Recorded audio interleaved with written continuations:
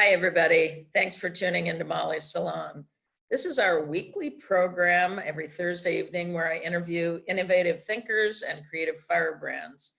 We're now all living through a critical time in American history with the COVID-19 pandemic and a vital social justice movement led by Black Lives Matter.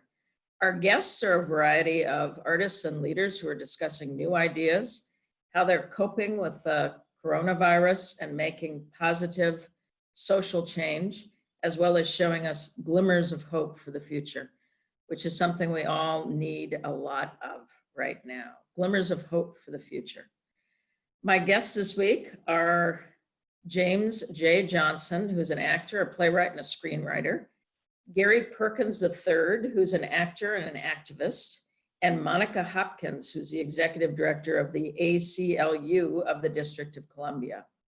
So welcome to you, JJ. JJ is a professional actor from the DC area who goes by James J. Johnson, but just about everybody I know calls you JJ.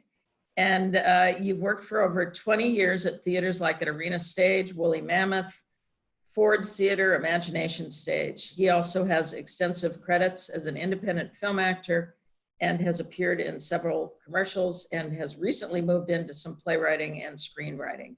So it's so great to see you today, JJ. Great to see you too, Molly. I love your voice. I can understand why you have done voiceovers. Ha! You just have a beautiful voice. I just have a question for you. Do you think the pandemic will lead to an increase in that type of artistry, whether it's through animation or other kinds of voiceovers? What do you think is going to happen, JJ? Well, I've already seen friends who do voiceovers talking about the increase. Some of them, that's how they've been getting by, is because of the influx of voiceover work. And even Backstage now has a dedicated section to voiceover work, because that's like seems to be the main way that voice actors or actors who do, I guess, multiple disciplines are able to, maintain right now. And I've had a bigger income of voice work as a result of the pandemic. So yeah, I do think so. So what do? You do audiobooks, you do commercials, what's your slate? Mostly I do audiobooks. I also occasionally do graphic audiobooks, like graphic novels for Graphic Audio in Rockville, and they have a contract with Marvel and DC comics, and so sometimes you get to do some characters from that universe, which is a lot of fun. I've done some commercials. I've done some podcast dramas this summer, which has been a lot of fun. But that's kind of mainly what I've been sticking to. I haven't done animation yet. Hopefully one day. I love it. So how is it being locked in a room for how many hours a day reading? Right now it's anywhere from 2 to 4 hours a day. I did 3.5 hours today. Tomorrow only 2 hours scheduled, but you get used to it after a while, but it can get kind of warm at times depending on the temperature, or cold. But you get adjusted to it. It can feel a little crazy sometimes depending on like the deadline, and if you feel the pressure of like the deadline approaching, it can feel kind of claustrophobic. But sometimes I find myself in my closet with a microphone and my computer. Now that feels crazy. Oh, I love it. Depends on the needs. And how do you help your voice? I mean, do you use honey? Do you use lemon water? What do you do?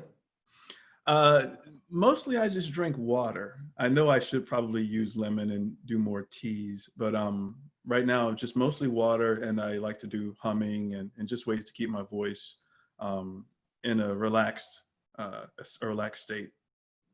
That's great. So last night was a pretty cool night because we premiered The 51st State, yes. Which is our new film at Arena Stage on protests after the murder of George Floyd and the whole movement for racial justice, which has been stronger and stronger around the country in Washington, D.C., and Washington, D.C.'s drive to be the 51st state. And you're one of the actors in it. Well, and I was fortunate to direct you, which was a blast outside of Ben's Chili Bowl in front of a mural. And I'm really curious about, how did you prepare for the role? Spent a lot of time just going over the lines, one, because it was a 5-minute piece. And so just learning the lines for that. Also just reflecting, because the person the person who was interviewed is a Howard historian.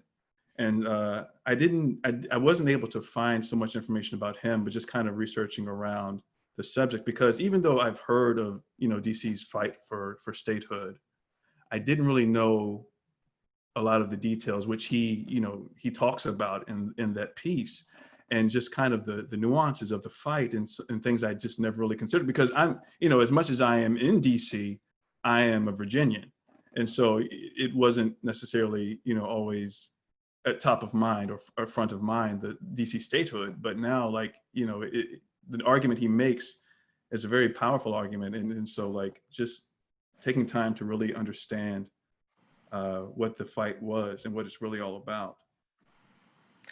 Well, it was really interesting because he's a wonderful historian and professor, Mr. Fauntleroy. Mhm. And Karen Zacharias did the interview with him, and then wrote the monologue, and then you performed the monologue. So it's this kind of great synergy of talents that come together. Yeah.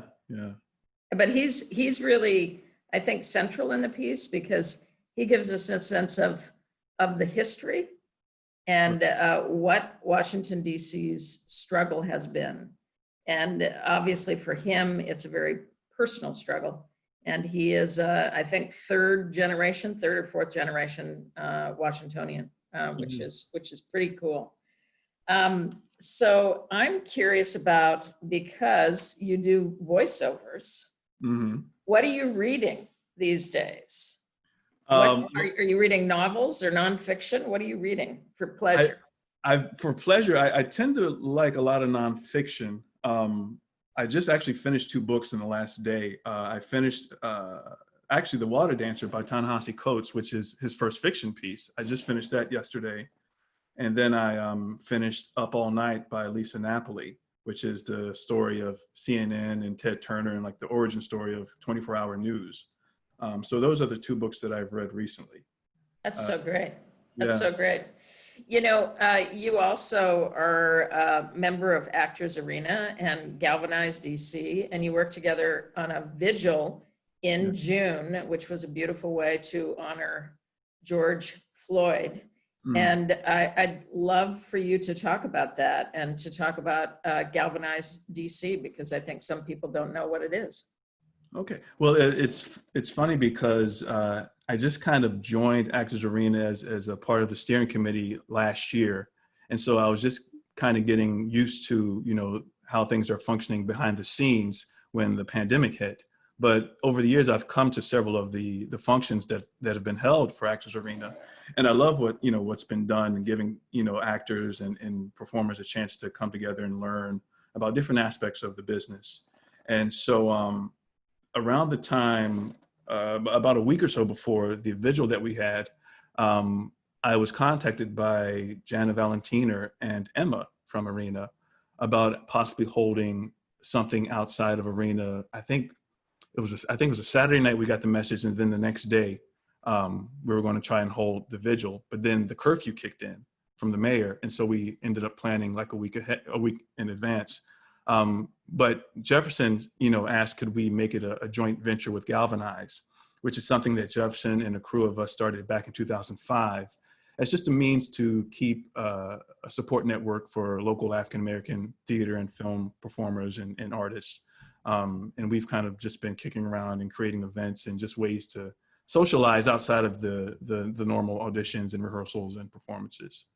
Well, it was an extraordinary vigil. So thank you for making it happen, JJ. Thank you. JJ, where are you seeing the glimmers of hope in the future? Community. What's the light? Pardon? Community. Like the way that people are coming together, and the different types of people that are, at least making the effort to try and come together. I think that's what's going to lead us out of this darkness right now. It's just the people willing to learn, to grow, and to evolve. That's beautiful. Well, thank you so much, JJ. Thank you for coming on. It's Absolutely. great to see you. Great to see you too, Molly. Take care. Take care. I'm going to be talking next to Gary Perkins. Gary Perkins is a Helen Hayes nominated actor from the Washington area. He's performed at the First State, Theater Alliance, and Studio Theater, as well as he also is in the film The 51st State. And he is an activist politically. And so, hi, Gary. Hi, how are you? I'm good. I'm good. It's so great to see you. Good to see you as well. Hope your spirits are well during these times. Well, one foot in front of the other, and pretty soon I'm up and moving around and going from one room to another. I just find I take it day by day. That's all we can do, day by day. That's all we can do. I mean, you plan forward, right? You always have the plans, but it's like live in the day. We have to live through this adversity. You never know what gifts the day will bring in, right? Especially this year. Especially this year. So I'm so curious, you portrayed Frederick Douglass as part of the Frederick Douglass Project. And are you hearing Douglass's words now in the protests and the calls for equity? You know, now more than ever, I think I hear that. I think it's interesting to go back and reflect on being a part of that experience, which I was so grateful to be a part of that experience. One, to be a Black man American and step into the shoes of Frederick Douglass.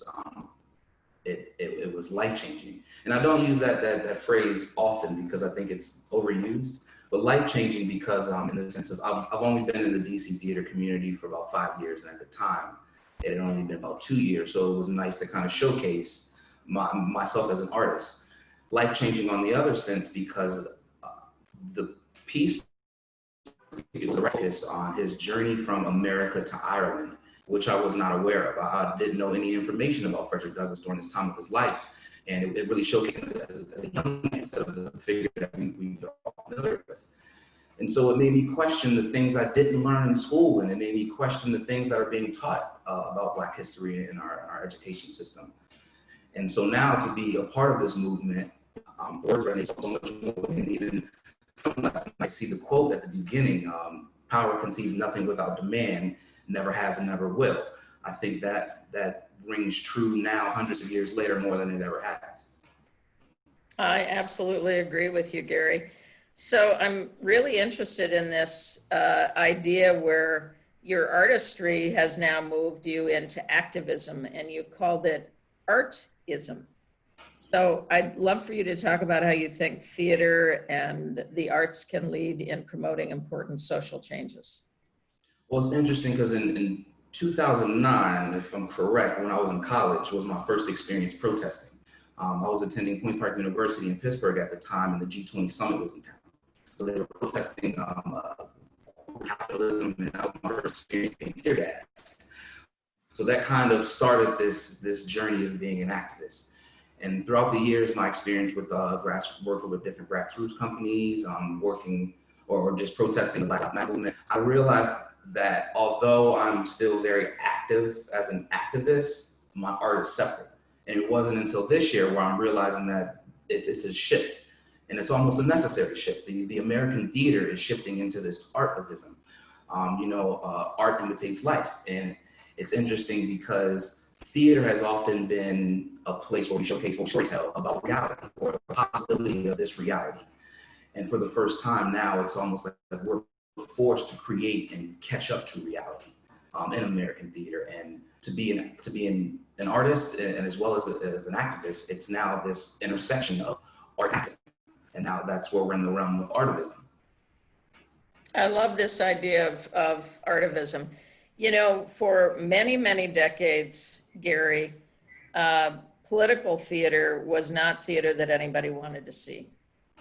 And I used to try and commission writers to write plays that were about the social movements of our time or earlier times.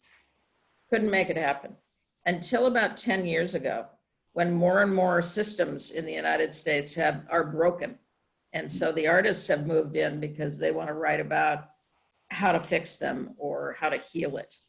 And I think you're absolutely right. I think more artists are moving in this area, and it's important because it's artists that always lead the way with creativity. And I think that'll be reflective in the years to come with just everyone's experience with what they're either seeing or witnessing, whether it be the protest or the pandemic. Absolutely. And when you look ahead in your career, what roles are you desperate to take on? When you look at different theater roles, what are the ones that are in your mind that you say, okay, this would be right for this moment in time, or these are just roles I really want to play? I often used to say my dream role would be Sammy Davis Jr. And not that it's not anymore, because it still is, but it's really to showcase the unknown, the lives of Black men that aren't talked about. It's showcasing the everyday person, and I think that those are powerful stories for me now. Instead of always like glorifying what we see from these talented artists that are pop culture. I think it's more of a need to now talk about the everyday person, which is actually why I was interested in going to the college, Queen's Park University, I went to, because of August Wilson and his storytelling of just the everyday man. I think that is very unique, not just a story of what someone has to go through on a day-to-day basis and how their lives are in this country. Now, you just said something really interesting, but your voice cut out a few times. You were talking about August Wilson and Pittsburgh. Talk about that again.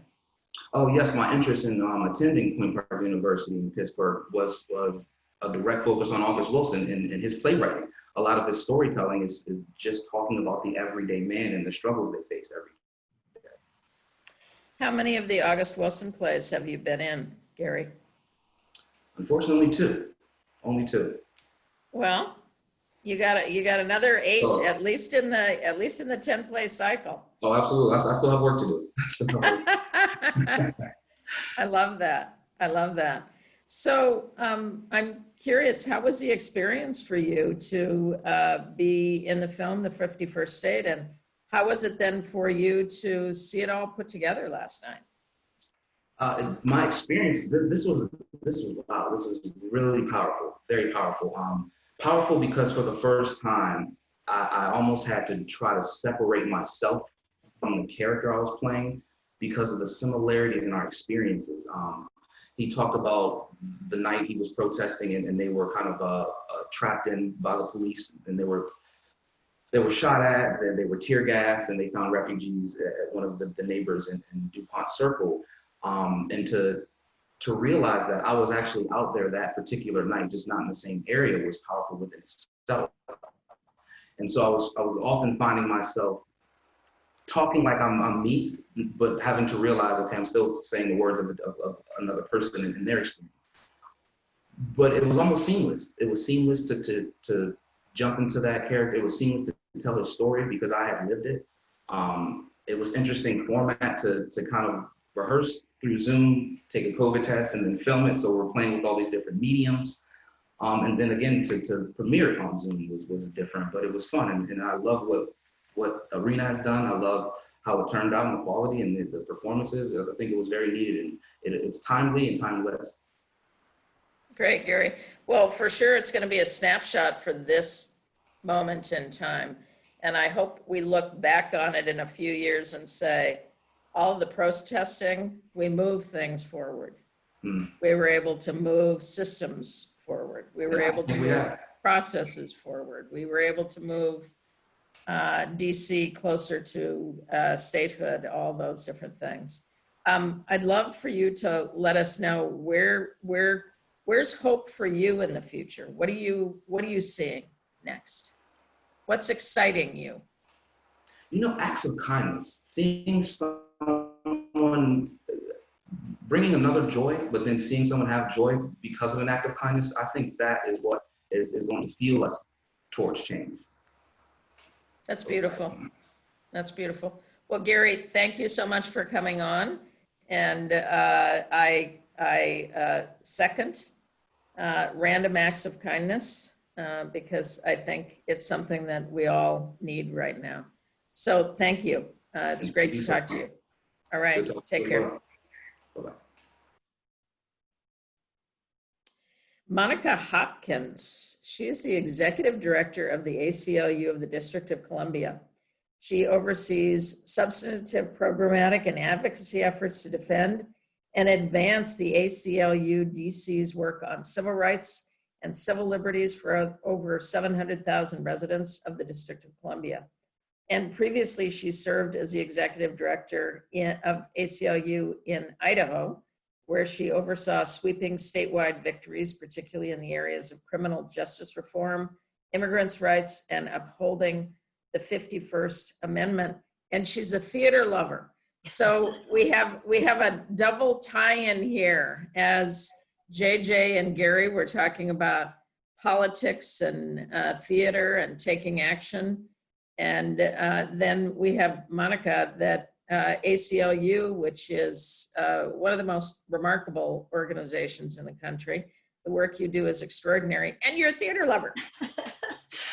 Well, I always love when you invite me to do things, Molly, because it touches my heart, but also really, theater and specifically artists, especially during this time, it feels like are sort of the documentarians and interpreters of what happens, and it just makes things accessible to folks to be able to imagine being there at that time, or what it meant in certain situations. And I think of your premiere of plays like Roe, to show that it's not, it wasn't just like, oh, a little legal fight and then we decided Roe versus Wade. It's a complicated story about people's lives, and it doesn't end in the courtroom. So I'm deeply appreciative.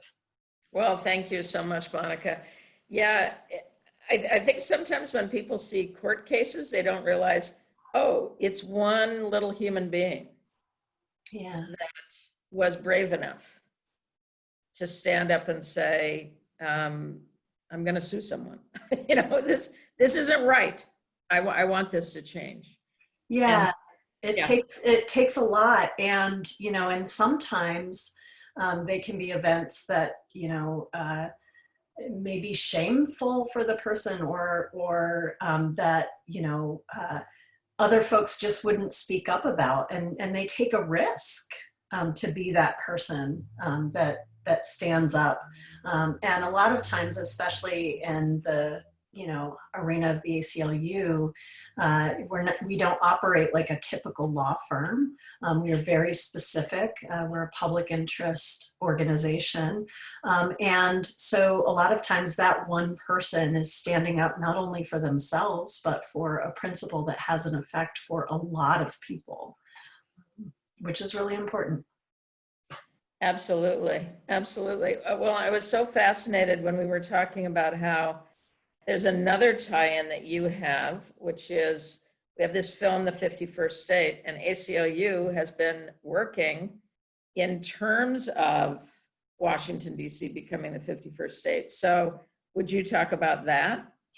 Yeah, I get to sort of be the next phase of the legacy of ACLU-DC working on statehood, because Johnny Barnes, who was the director before me, worked on statehood, still works on statehood issues here in DC. And specifically, sort of one of the things we noticed as the ACLU of DC now is, we don't have to necessarily convince DC residents. We have to convince the rest of the United States on, why this is important. And for us as the ACLU, voting unlocks all of these rights.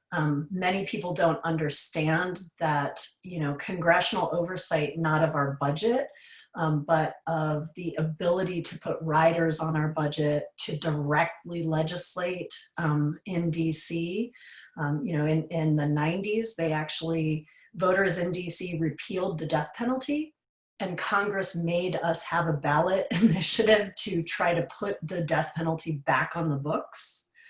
And as well as we have this bifurcated criminal justice system that, people who are charged with felonies in the District of Columbia are actually prosecuted by the U.S. Attorney's Office and actually serve sentences in the Bureau of Prison Facilities outside of DC. And so it is a highly complicated issue, and we are working to ensure that, you know, the disenfranchised voters and residents of DC who are actually weirdly located where the seat of our government is, and yet are denied, you know, the full access to citizenship right here in the District of Columbia. Yeah, I'm from Alaska, and there are 600,000 people in Alaska, and we have representation.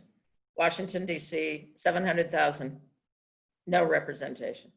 I mean, Eleanor Holmes Norton, she's really strong, and she has an incredible voice, and she has no vote. Yeah, so it's really, really upsetting, and it was fantastic when it passed the House this year. And we were really, you know, really lucky to be able to submit congressional testimony, not only sort of unpacking sort of the racist history of why DC does not have the vote, but additionally doing the congressional or the constitutional analysis about statehood can be accomplished through a vote of Congress with an admissions act, much the same way that Alaska was. Uh-huh. Oh, fascinating. Yeah, that's fantastic. You know, that's one of the tie-ins that we really have within the film, because the kind of protesting that people are doing is the kind of protesting we need to keep doing for racial equality, which also has to do with becoming the 51st state. So you're absolutely right. Racism is underneath it all.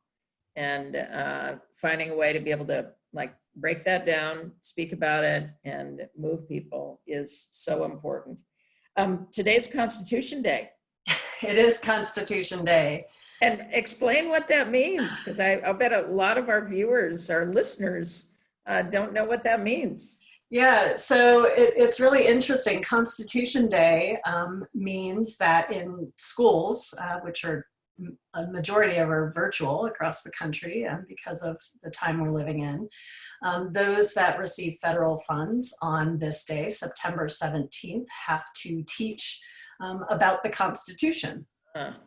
So, you know, we celebrate, obviously, as the ACLU, the Constitution, the rights there within. And during this time, you know, it's a time to lift it up, but also to highlight, you know, the work that we are doing as the ACLU, specifically around, you know, free speech rights and protesting and all of the work that is COVID related to try to get people out of jails and prisons and facilities where COVID's running rampant. But it's a unique time, and today's a great day to be on your show to talk about Constitution Day. Absolutely. Thank you for that. You know, because the ACLU is such a place that focuses on areas like free speech and also the kinds of protests that we see going on around the country, how does the ACLU make sure that these rights are protected for us? So we do a lot of Know Your Rights training with folks. So, you know, on a lot of the ACLU sites, you can find Know Your Rights when protesting. Here in DC, on the DC website, we have a DC specific one because we have so many law enforcement agencies, so you should know about them. And we also sort of watch protests to ensure that police practices, police are not overly aggressive. So a lot of people may have seen the Lafayette Park protest. That is an ACLU of DC and Washington Lawyers Committee case against the Trump administration, which we learned just late yesterday that they actually sought not only to use the rubber bullets and tear gas and things that they used against the protesters, but also they were trying to get access to heat ray guns, which literally microwave people's skin. So we watch, we sue, we teach people their rights under the Constitution to film police and protest and things of that nature. That's so great. Well, you've just given me some hope for the future, because I think with organizations like ACLU and wonderful artists like we just saw on the show tonight, that's the hope for the future too, is that we will continue to join together in community, as JJ said, to be able to move our way out of this into the next level of what America can be.